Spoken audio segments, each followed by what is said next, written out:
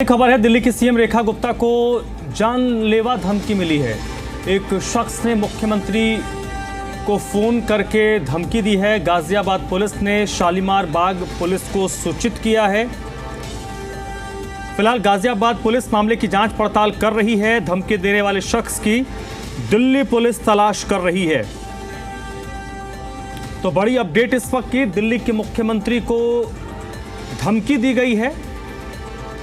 Ghaziabad police की तरफ से शालीमार बाग पुलिस को सूचित किया गया है और अब दिल्ली पुलिस उस शख्स की तलाश कर रही है जिसने मुख्यमंत्री को धमकी दी है।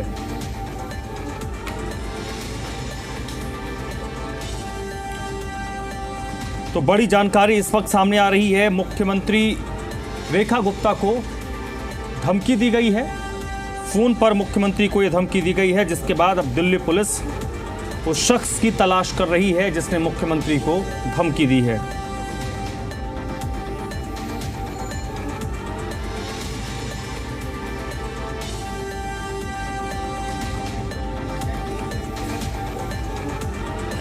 दिल्ली के मुख्यमंत्री रेखा गुप्ता को धमकी दी गई है। मुख्यमंत्री रेखा गुप्ता को फोन पर एक शख्स ने जान से मारने की धमकी दी है और दिल्ली के शालीमार बाग पुलिस को इसकी जानकारी उत्तर प्रदेश पुलिस की तरफ से दी गई है। गाजियाबाद पुलिस की तरफ से जानकारी, ये सूचना शालीमार बाग पुलिस को दी गई है।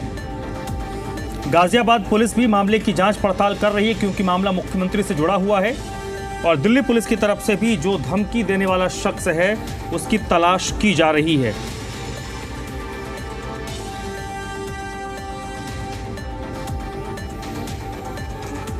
और सीधे रुक कर लेते हैं, प्रमोद शर्मा इस वक्त मेरे साथ जुड़ चुके हैं इसी पर ज्यादा जानकारी के साथ। प्रमोद, बताइए कहां से ये मामला उभर कर सामने आया और क्या डायरेक्ट मुख्यमंत्री को कॉल किया गया या उनके ऑफिस को फोन आया है?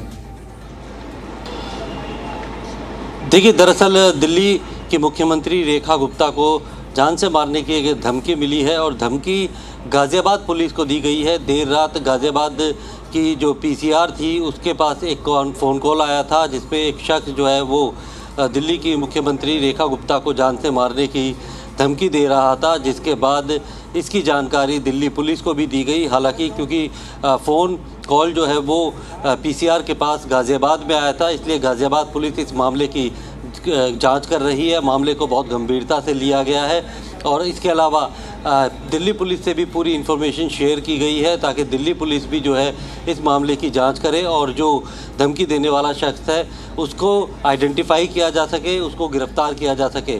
तो उसकी तलाश की जा रही है। लेकिन इस मामले में क्योंकि धमकी गाजियाबाद पुलिस को मिली थी, इसलिए गाजियाबाद पुलिस जो है अपनी तरफ से कोशिश कर रही है कि जो कॉलर है वो कौन है उसकी पहचान की जाए और उसको डिटेन किया जाए और उससे ये पूछा जाए क्या उसने जो धमकी दी है उस धमकी देने के पीछे मकसद क्या था, किस वजह से वो रेखा गुप्ता जो कि दिल्ली की मुख्यमंत्री है उन्हें जान से मारने की धमकी दे रहा है। तो इस मामले को गंभीरता से गाजियाबाद और दिल्ली पुलिस दोनों ही ले रही है और उम्मीद की जा रही है कि जल्द से जल्द जो धमकी देने वाला शख्स है उसकी पहचान कर ली जाएगी और उसे गिरफ्तार कर लिया जाएगा। तो फिलहाल दिल्ली पुलिस की तरफ से इस पूरे विवाद पर कुछ कहा गया है? क्या नंबर ट्रेस हो पाया है? कहां से ये कॉल आया था? इससे जुड़ी कोई अपडेट आपके पास? देखिए, फिलहाल अभी तक उस शख्स की जो है पहचान या फिर उसे गिरफ्तार नहीं किया गया है। हालांकि दिल्ली पुलिस और गाजियाबाद पुलिस जिस नंबर से फ़ोन आया था और क्या उसकी लोकेशन थी, किस जगह से ये फ़ोन किया गया था, उसकी जांच कर रही है और अभी तक जो कि ऑपरेशनल डिटेल है और इसीलिए वो मीडिया से शेयर नहीं किया जा रहा है। लेकिन ये आश्वासन ज़रूर दिल्ली पुलिस और गाजियाबाद पुलिस ने दिया है कि इस मामले को बेहद गंभीरता से लिया गया है और जल्द ही जो है आरोपी उसे गिरफ्तार किया जाएगा। ठीक है। और मुख्यमंत्री की सिक्योरिटी तो पहले से ही काफ़ी, दिल्ली की सीएम की सिक्योरिटी ऐसे भी हाई होती है, क्या उसको किस तरीके से और अपग्रेड किया गया है? उनके ऑफिस हो, घर की सिक्योरिटी में क्या कुछ चेंजेस किए गए हैं? देखिए, दिल्ली के मुख्यमंत्री को सुरक्षा काफ़ी टाइट मिलती है। काफ़ी सारे पुलिस के जवान जो है वो दिल्ली पुलिस की सिक्योरिटी में चलते हैं, और ऐसे में अगर ये लगता है कि दिल्ली पुलिस की तरफ से कि उनकी सिक्योरिटी को रिव्यू किया जाना चाहिए और उनके ऊपर थ्रेट परसेप्शन जो है वो काफ़ी ज़्यादा है, तो सिक्योरिटी को बढ़ाया भी जा सकता है। गृह मंत्रालय को इसकी एक रिपोर्ट देने के बाद ये फैसला लिया जा सकता है।